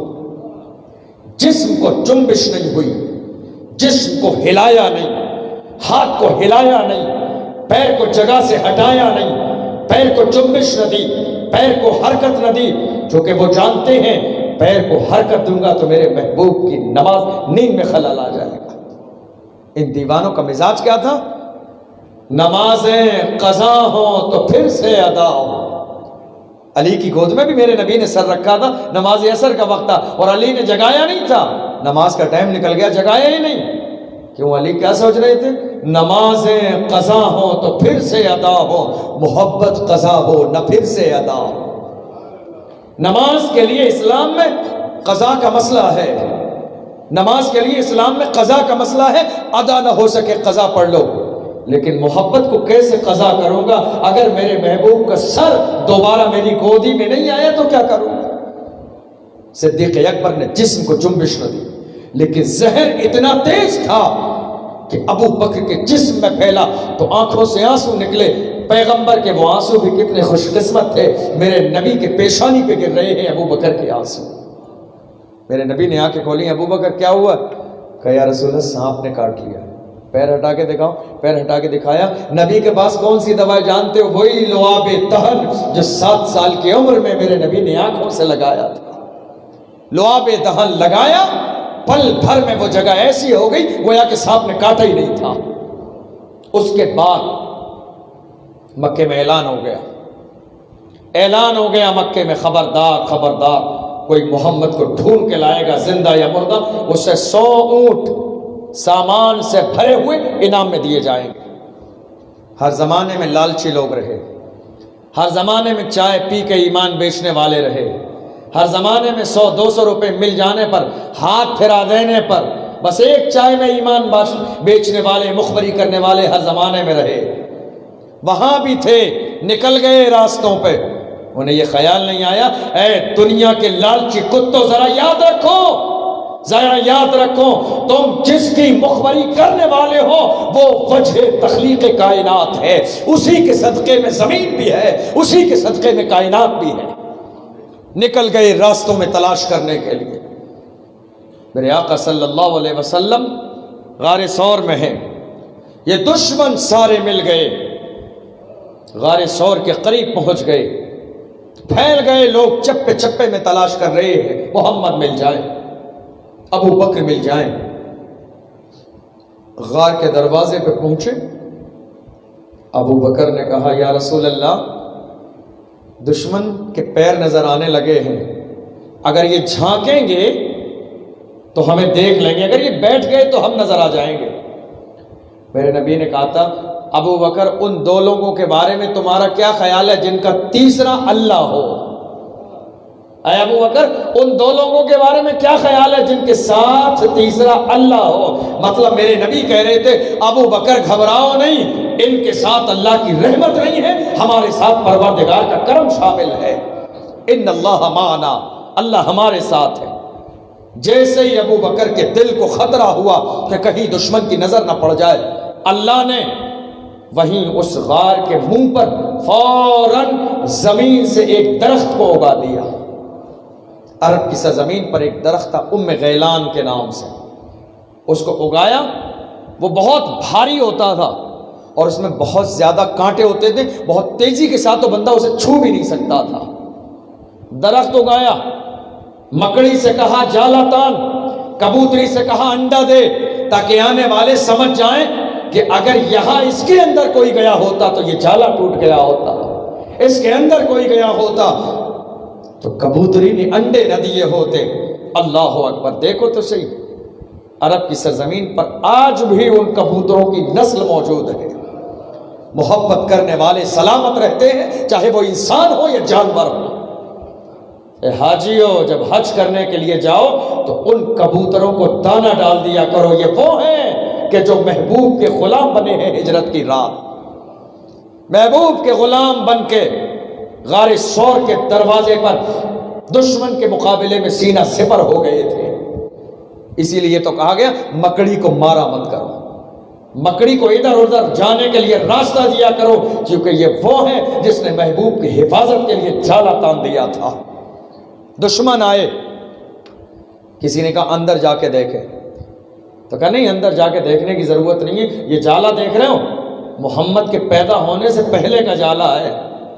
مکڑی نے جالا بھی اتنا عظیم بنایا، اتنا موٹا، اتنا پرانا اور اتنے بڑے ایریے میں، کہ یہ تو محمد کے پیدا ہونے سے پہلے کا جالا ہے، اس کے اندر کیسے جا سکتے ہیں؟ یہ پیڑ دیکھ رہے ہوں میں غیلان کا، کتنے بڑے بڑے کانٹے ہیں، اور یہ کبوتر مہینوں کے حساب سے تو گھونسلہ تیار کرتے ہیں تب جا کے انڈے دیتے ہیں۔ یہ ساری چیزیں موجود ہیں، اس کا مطلب یہ ہے کہ محمد یہاں سے نہیں گزرے، یہاں سے نہیں گزرے ہیں۔ اللہ اکبر! اللہ کو ان کبوتروں کی ادا اتنی پسند آئی کہ قیامت تک کے لیے ان کی اولاد کو اسی مکے میں شامل و باقی رکھا ہے اللہ نے۔ اس کے بعد اللہ کے محبوب صلی اللہ علیہ وسلم نے اپنے بیٹے کو لگایا، حضرت ابو بکر صدیق نے اپنے بیٹے کو لگایا تھا عبداللہ کو، کہا بیٹا مکے کے پورے دن کی خبر شام کو لا کے مجھے بتانا۔ اپنی بیٹی حضرت اسما کو لگایا تھا، حضرت اسما حضرت عائشہ صدیقہ سے بڑی بہن ہے، ابو بکر صدیق کی بڑی بیٹی ہے۔ ان کو کہا بیٹی تمہاری ذمہ داری ہے، تم رسول اللہ کے لیے شام میں گھر سے کھانا تیار کر کے لانا۔ اپنے چرواہے سے عامر بن فہیرہ سے کہا تھا تم میری بکریاں چراتے ہو، جنگل میں بکریاں چرانا اور شام کو لا کے غار سور کے دروازے پہ کھڑی کر دینا تاکہ میرے آقا دودھ پی لے۔ اور ایک شخص کو اور بھی آپ نے لیا تھا، عبداللہ بن عریقت جس کا نام ہے، وہ راستوں سے بہت واقف تھا، راستہ جاننے والا جس کو گائیڈ کہا جاتا ہے، اس کو لیا تھا کہ ہمیں نئے راستے سے جانا ہے جس راستے کو مکے والے دشمن نہ جانتے۔ ابو بکر کا بیٹا خدمت میں لگا ہوا ہے، بیٹی خدمت میں لگی ہوئی ہے، ان کا چرواہا خدمت میں لگا ہوا ہے، گویا کہ ابو بکر نے اپنے پورے خاندان کو مصطفیٰ کا غلام بنایا ہوا ہے، خود بھی غلامی میں لگے ہیں، بیٹی بھی غلامی میں ہے۔ شام کا وقت ہوتا ہے، بیٹا آ کے خبر دیتا ہے، شام کا وقت ہوتا ہے، آپ کی بیٹی کھانا لا کے پیغمبر کی بارگاہ میں پہنچا دیتی ہیں۔ ایک دن ایسا ہوا حضرت اسما کھانا دینے کے لیے جا رہی تھی، مگر اس توشے کو، اس سامان کو باندھنے کے لیے کوئی رسی یا کوئی کپڑا نہیں تھا، تو انہوں نے اپنے کمر بند کے دو ٹکڑے کیے، ایک سے کمر کو باندھا اور ایک سے اس کھانے کو باندھ دیا۔ اتنی ادا کو پسند آیا، اتنی ادا ان کی پسند کی گئی، ان کا لقب پڑ گیا ذوالنطاقین، دو کمر بند والی۔ اللہ اکبر! اس کے بعد غلام آتا، بکریاں لے آتا، مصطفیٰ کریم دودھ پیتے اور اس کے بعد چلا جاتا۔ رات ہوئی، میرے نبی نے وہاں سے آگے بڑھنا شروع کیا، نئے راستے سے جا رہے ہیں، ادھر دشمن نکلے ہوئے ہیں تلاش میں۔ پیغمبر اعظم صلی اللہ علیہ وسلم گزرتے جا رہے ہیں، راستے میں ایک پہاڑ پر میرے نبی کو ایک خیمہ نظر آیا، نبی اس خیمے کے قریب گئے، وہاں جا کے میرے نبی نے دیکھا ایک بوڑھی عورت رہتی ہے اس خیمے میں، جس کو ام معبد کہا جاتا ہے، ان کے خیمے میں ایک کونے میں ایک بکری ہے، لاغر سی، کمزور سی، جو صحیح سے کھڑی بھی نہیں ہو پاتی ہے۔ اللہ کے محبوب صلی اللہ علیہ وسلم نے کہا یہ تمہاری بکری چرنے نہیں گئی؟ تو اس نے کہا اے آنے والے، میں کیا بتاؤں، یہ میری بکری اتنی کمزور ہو گئی ہے، چلنے پھرنے میں نہیں آتا اس کو، اس لیے یہ یہی ہے۔ کہا کیا ہم اس کا دودھ پی سکتے ہیں؟ تو ام معبد نے مسکرا کے کہا تھا جس کو چلنا پھرنا نہیں آتا ہے وہ دودھ کیسے دے گی؟ آقا نے فرمایا اے ام معبد، تم تو اجازت دو، دودھ نکالنا یہ ہماری ذمہ داری ہے، کہ اگر آپ نکال سکتے ہیں تو نکال لیجئے۔ مصطفیٰ کریم نے اس بکری کو بلایا جو کھڑی نہیں ہو سکتی تھی، چلتی نہیں تھی، جس کے یہاں دودھ کا کوئی انتظام نہیں تھا۔ میرے آقا نے ان مبارک ہاتھوں کو پھیر دیا جن کے بارے میں کہا گیا ہاتھ جس سمت اٹھا غنی کر دیا، موجے پہرے سخاوت پہ لاکھوں سلام۔ اس ہاتھ کو مصطفیٰ کریم پھیر رہے ہیں، پھیرنا تھا کہ اس کے تھن دودھ سے لبالب بھر گئے ہیں۔ ابو بکر تو بھی پی لے، مجھے بھی پلا دے، اے ام معبد تو بھی پی لے، بیٹے کو بھی پلا دے، شوہر کو بھی پلا دے، اور اپنے گھر کے سارے برتن کو لا دے تاکہ بھر کے چلا جاؤں، کئی دن تیرے لیے یہ دودھ کافی ہو جائے گا۔ خود بھی پیا، ابو بکر کو بھی پلایا، ام معبد کو بھی پلایا۔ گھر میں جتنے برتن تھے ایک بھر گیا، لا دوسرا بھی لیا، وہ بھی بھر گیا، لا تیسرا بھی لیا، جتنے برتن ام معبد کے گھر میں تھے سارے بھر گئے۔ پیغمبر کے ہاتھوں کی برکت۔ کل کیا بتایا میں نے حدیث میں؟ حضرت عبداللہ ابن مسعود بکریاں چراتے تھے، میرے نبی ان کے پاس گئے، بکریوں کا دودھ پینا، کا نہیں پلاؤں گا، نہیں ملے گا، دے دو کا نہیں ملے گا۔ کیوں؟ جتنی بکریاں دودھ دیتی ہیں نا وہ میرے مالک کے علم میں ہیں، لہٰذا مالک جواب دے گا 10 بکریاں میں جواب کیسے دوں گا؟ تو اگر تمہاری 10 بکریاں دودھ دیتی ہیں، ان 10 کا تم جواب دے دینا۔ جو ایک چھوٹا سا بچہ ہے جو دودھ نہیں دیتا، مالک کو اس کا دودھ نہیں چاہیے، وہ بچہ ہمیں دو دو، اس کا دودھ ہم پی لیں گے۔ وہ بچہ ہے بھی، وہ بچہ ہے، اس کے یہاں بچہ نہیں ہوا، وہ ماں نہیں بنی ہے، بکری کا بچہ وہ ماں نہیں بنا ہے، وہ دودھ کیسے دے گا؟ مصطفیٰ کریم نے فرمایا دودھ کیسے دے گا یہ تو ہم جانتے ہیں۔ قریب بلایا، ہاتھ پھیرا ہے، اس کے تھن دودھ سے لبالب بھر گئے ہیں۔ مصطفیٰ کریم بھی پی رہے ہیں، آپ کے غلام بھی پی رہے ہیں۔ عبداللہ ابن مسعود نے دیکھا اتنا کمال والا ایک بکری کا چھوٹا سا بچہ جس کے دودھ دینے کی عمر نہیں ہوئی، ان کے ہاتھ کا عالم یہ ہے کہ اشارہ کر دیتے ہیں تو وہ بچہ دودھ دونے لگ جاتا ہے۔ اللہ اکبر، مصطفیٰ کے قدموں میں گرے، یا رسول اللہ کلمہ پڑھا کے مسلمان کر لیجیے۔ ام معبد کے گھر کے سارے برتن بھر گئے۔ جب سارے برتن بھر گئے، اللہ کے محبوب چلے گئے۔ ان کے شوہر آئے، ابو معبد، گھر میں دیکھا، حیران ہو گئے، اے ام معبد، کوئی دودھ کا دریا یا سمندر ہاتھ لگ گیا کہ گھر کے جتنے برتن تھے سب بھر گئے؟ دودھ کا کوئی دریا سمندر ہاتھ لگا کہ جتنے برتن تھے سارے بھر لیے؟ کہا نہیں، ایک آنے والا آیا تھا جو بڑا مبارک تھا، نام نہیں جانتی تھی، پہچان نہیں جانتی تھی، بس نبی کو انہوں نے کیا خطاب دیا؟ مبارک۔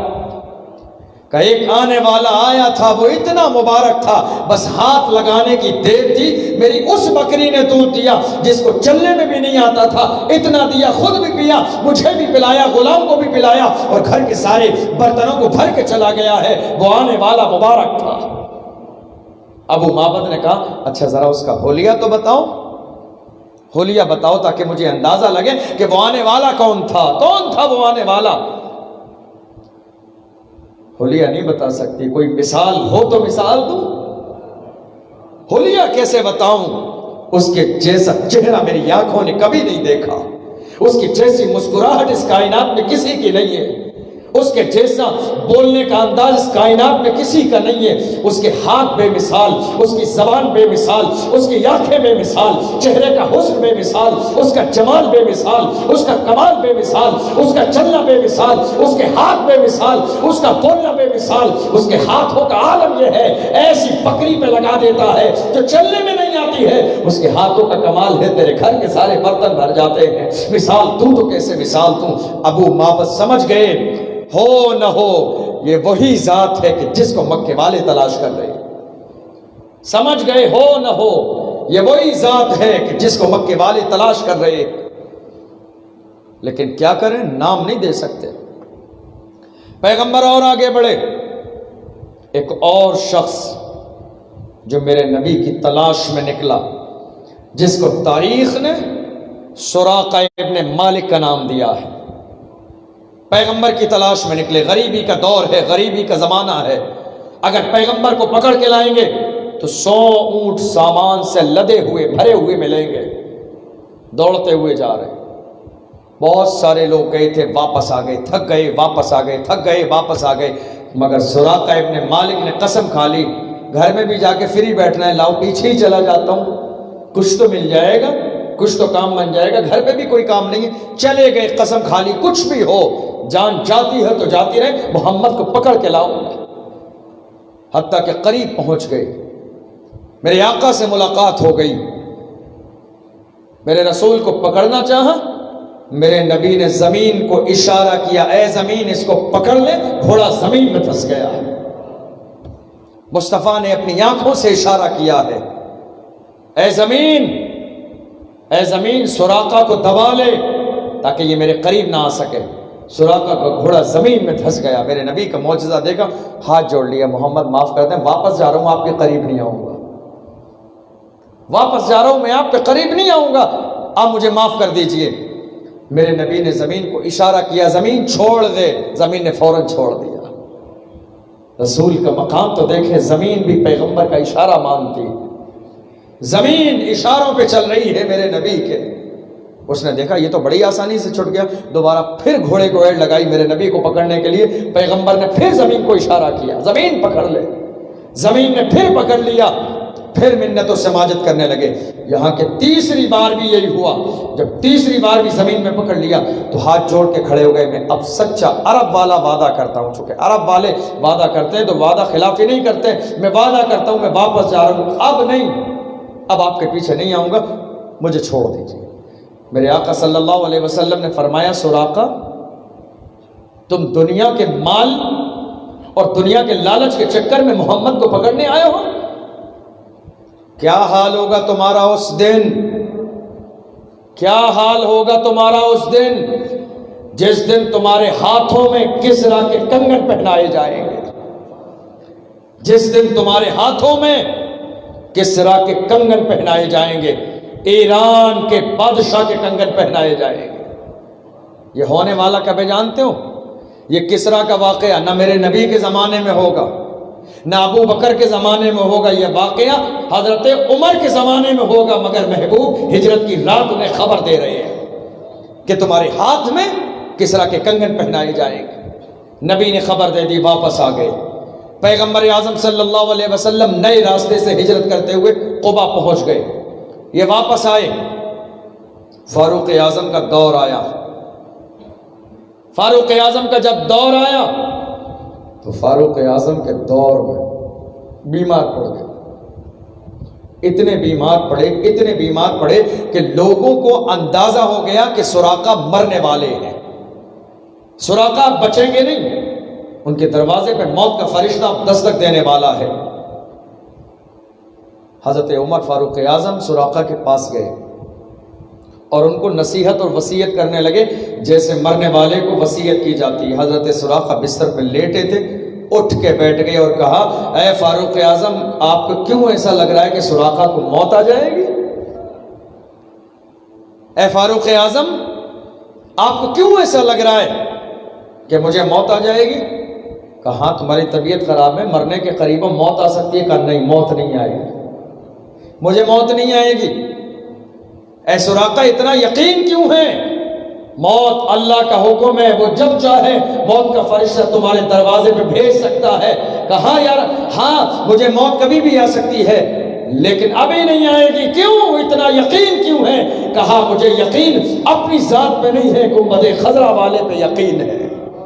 ہجرت کی رات میرے نبی نے کہا تھا، سراقہ تیرے ہاتھ میں کسرا کے کنگن پہنائے جائیں گے، مجھے یقین ہے ملک الموت راستہ بدل سکتے ہیں مگر پیغمبر کی زبان سے نکلنے والا جملہ نہیں بدلا جا سکتا ہے۔ میرے ہاتھوں میں ابھی تک تو کسرا کے کنگن نہیں آئے ہیں، موت کیسے آ سکتی ہے؟ میرے ہاتھوں میں کسرا کے کنگن نہیں آئے ہیں۔ اللہ اکبر! حضرت عمر فاروق اعظم سمجھ گئے، فاروق اعظم کے دور میں جب ایران فتح ہوا اور وہاں کسریٰ کے کنگن آئے تو آنے کے بعد میں فاروق اعظم نے وہ کنگن اٹھا کے ایران کے بادشاہ کے حضرت سراقہ بن مالک کو دیے. مسلمان ہو گئے تھے اس وقت, ان کے ہاتھوں میں دیے, انہوں نے پہن لیے اور ہاتھ اٹھا اٹھا کے کہتے تھے اے لوگوں دیکھ لو یہ وہ بشارت ہے جو میرے نبی نے اپنے زمانے میں ہجرت کی رات میں کہا تھا. سراقہ تیرے ہاتھ میں کسریٰ کے کنگن آئیں گے, یہ میری وجہ سے نہیں ہے, میں تو ایک چرواہا غریب کا بیٹا ہوں جس کے گھر ٹائم سے کھانے کو نہیں ہوتا ہے. یہ پیغمبر کی زبان سے نکلنے والا جملہ ہے جس نے ایک غریب انسان کے ہاتھوں میں کسریٰ کے کنگن پہنا دیے. میرے نبی کے علم کا عالم, میرے نبی کی مبارک زبان کا عالم دیکھیں. اللہ کے محبوب صلی اللہ علیہ وسلم چلے گئے. اب غلام مدینے میں جا کے پریشان ہے مدینے میں جا کے. کون سی پریشانی؟ میرے رسول نے مسلمانوں کا چہرہ دیکھا, اے دیوانو اب یہ حیرت کیوں ہے, اب پریشانی کیوں ہے, اب یہ چہرے اترے کی ہوئے کیوں ہیں؟ یا رسول اللہ وجہ یہ ہے کہ جب ہم مکے میں ہوتے تھے, گھر سے نکلتے تھے, جا کے کعبے کا طواف کر لیتے تھے, حل کر لیتے تھے, ہمیں عمرہ کا ثواب ملتا تھا. کیا کریں, ہم کعبے کی نعمت سے محروم ہو گئے. میرے آقا صلی اللہ علیہ وسلم کا کمال دیکھو, اللہ نے کتنی بلندی عطا فرمائی ہے. میرے نبی نے مدینے میں ایک مسجد بنائی جس کا نام مسجد قباء رکھا اور فرمایا اے میرے جانثارو غم زدہ نہیں ہونا, میری اس مسجد قباء میں آ کے 2 رکعت نماز پڑھو گے تمہیں ایک عمرہ کا ثواب ملے گا. میری ایک مسجد میں مسجد قباء میں 2 رکعت نماز پڑھو گے تمہیں ایک عمرہ کا ثواب ملے گا. اے میرے جانثارو رنجیدہ نہ ہو, اے میرے جانثارو غمزدہ نہ ہو. میرے آقا صلی اللہ علیہ وسلم جب مدینے میں پہنچے, پہلے سے خبر بھیج دی گئی تھی, مدینے والے مہینے ہو گئے تھے, ہر دن صبح میں آتے تھے, راستوں میں کھڑے ہو جاتے تھے, لوگ درختوں پہ چڑھ جاتے تھے, کھجور کے پیڑ پہ چڑھ جاتے تھے, راستے کو ٹکٹکی باندھ سے دیکھتے رہتے تھے کب شمس الضحیٰ آئیں گے, کب بدر الدجا آئیں گے, کب صدر العلا آئیں گے, کب سید الثقلین آئیں گے, کب نبی الحرمین آئیں گے, کب محبوب رب المشرقین آئیں گے. اللہ اکبر, آج محبوب کی آمد ہے. ایسا انداز ہے مدینے کے لوگ گلی کوچوں میں لائن لگائے کھڑے ہیں, بچیاں تب بجا رہی ہیں, لوگ اللہ اکبر جھنڈے کی جگہ کھجور کی ٹہنیاں لیے کھڑے ہیں, بچیاں تب بجا بجا کے پڑھتی ہیں طلع البدر علینا من ثنیۃ الوداع وجب الشکر علینا ما دعا للہ داعی. مجھے بتاؤ کہ یہ جلوس نہ تھا, رسول کے جانثار کھڑے ہیں, بچیاں تب بجا رہی ہیں, بچیاں کہہ رہی ہیں ہمارے درمیان آسمان کا سورج طلوع ہو گیا جو ہمیں عزت دے گا, جو ہمیں بلندی دے گا, جو ہمیں مرتبہ دے گا, جو ہمیں مقام دے گا. صحابہ راستے میں ہیں, اللہ اکبر, جانثاروں نے امامے کھول کر کھجور کی لکڑی پہ ٹانگ لیے ہیں, جھنڈا بنا کے لہرا رہے ہیں. اے مدینے والوں خوش ہو جاؤ, تمہارے درمیان آخری نبی آ گیا ہے, اللہ کا محبوب آ گیا ہے, آخر الزمان آ گئے ہیں, وجہ تخلیق کائنات آ گئے ہیں کہ جس کی وجہ سے اللہ نے پوری کائنات کو پیدا کیا ہے وہ ہمارے درمیان آ گئے ہیں. مدینے والا ہر آدمی پیغمبر کی اونٹنی کے آگے آگے چلتا ہے, یا رسول اللہ میرے مہمان بن جائیں, یا رسول اللہ میرے مہمان بن جائیں. ایک طرف یہ بدبخت مکے والے جو نکالنے پہ مجبور تھے, ایک طرف مدینے والے خوش قسمت ہے جو پیغمبر کے غلام بنے کھڑے ہوئے ہیں, یا رسول اللہ میرے مہمان بن جائیں. محبوب نے ارشاد فرمایا میں جس اونٹنی پر سوار ہوں وہ بھی بڑی سمجھدار ہے, وہ جس دروازے پہ بیٹھے گی محمد اسی کا مہمان بن جائے.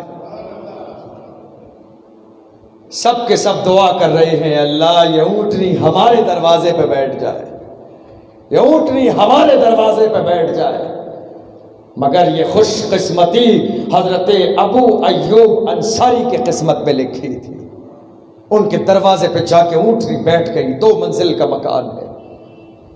پہلی منزل میں کچھ لوگوں نے مشورہ دیا کہ رسول پاک صلی اللہ علیہ وسلم کو نیچے والی منزل میں رہنے کا انتظام کر دو تاکہ لوگ دن بھر ملاقات کے لیے ملنے جلنے آتے رہیں. کہا یہ بات تو صحیح ہے کہ میں نیچے کی جگہ انتظام کر دوں, مگر پھر میں کہاں رہوں گا؟ کہا اوپر کی منزل خالی ہے. کہا یہ کیسے ممکن ہے, میرے آقا نیچے ہو میں ان کے اوپر رہوں, یہ کیسے ممکن ہے؟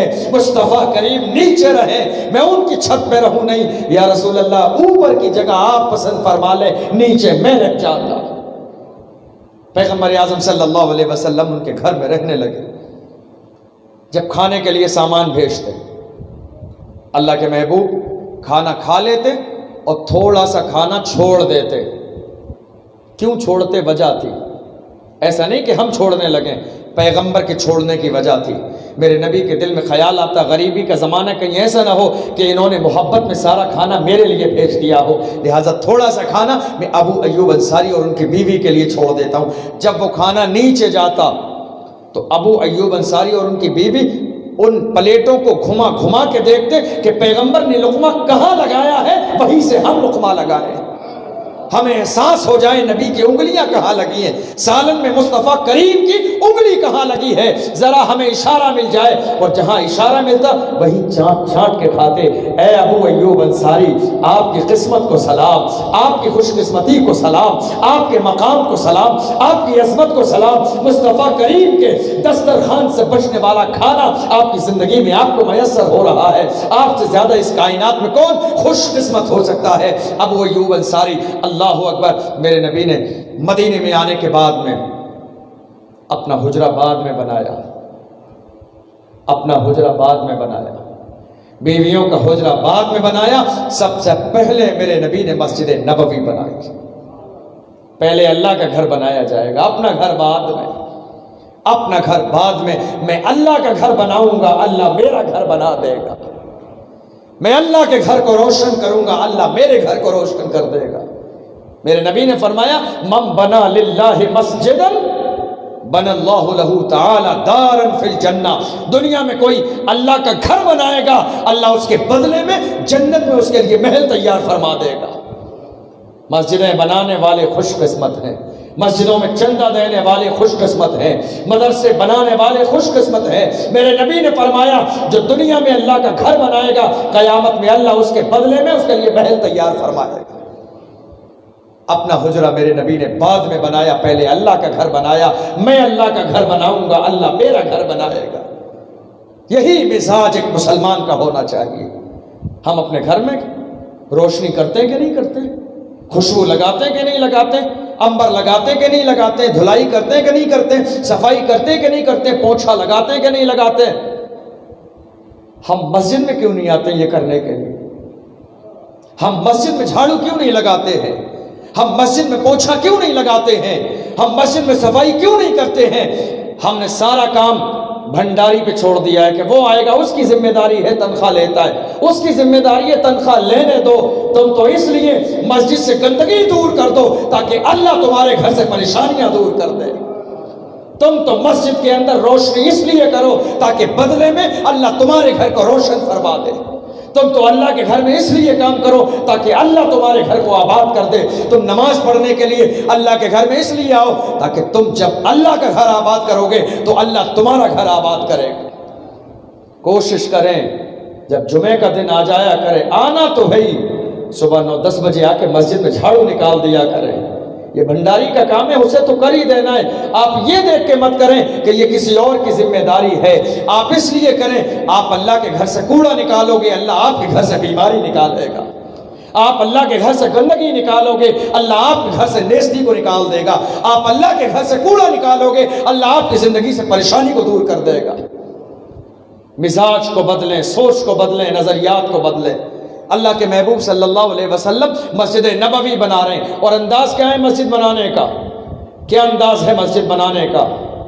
رسول اللہ غارہ لاتے ہیں، کبھی پتھر لاتے ہیں. صحابہ اکرام بار بار کہتے ہیں یا رسول اللہ ہم ہیں نا، یا رسول اللہ آپ بیٹھ جائیے، آپ کام مت کیجیے، ہم ہیں نا. میرے نبی فرماتے ہیں کیا میں اللہ کا شکر گزار بندہ نہ بنوں؟ اللہ اکبر. کیا میں خدا کا شکر گزار بندہ نہ بنوں؟